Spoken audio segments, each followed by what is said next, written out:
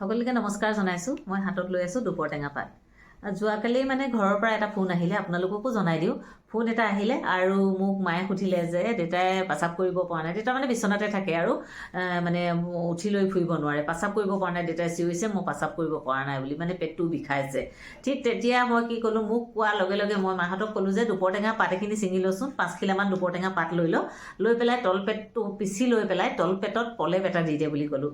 তাৰপিছত মাহঁতে কি কৰিলে, সেই দুপৰ টেঙা পাত 5 খিলামান আনি ল'লে, আনি লৈ পেলাই দেউতাৰ তলপেটত পলেপ দি দিলে।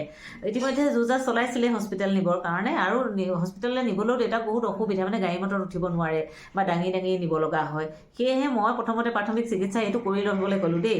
দুপৰ টেঙা পাত 5 খিলা আনি তলপেটত পলেপ দি দিবলৈ ক'লোঁ। তাৰপিছত সেই তলপেটত যেতিয়া দুপৰ টেঙা পাত 5 খিলা আনি পলেপ দি দিলে, তাৰপিছতে 10 মিনিটমানৰ পাছত বোলে পেচাব কৰিলে।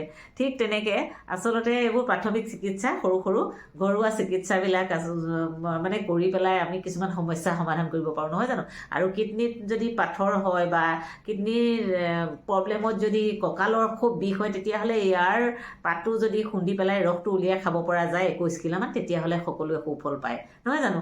সেইকাৰণে আজি দুপৰ টেঙা পাতৰ ওপৰত আপোনালোকক যিখিনি জানিলোঁ আৰু যিখিনি প্ৰমাণ পালোঁ, সেইখিনি আপোনালোককো ক'লোঁ। আপোনালোকে কেনে পালে মোৰ ভিডিঅ'টো নিশ্চয় জনাব।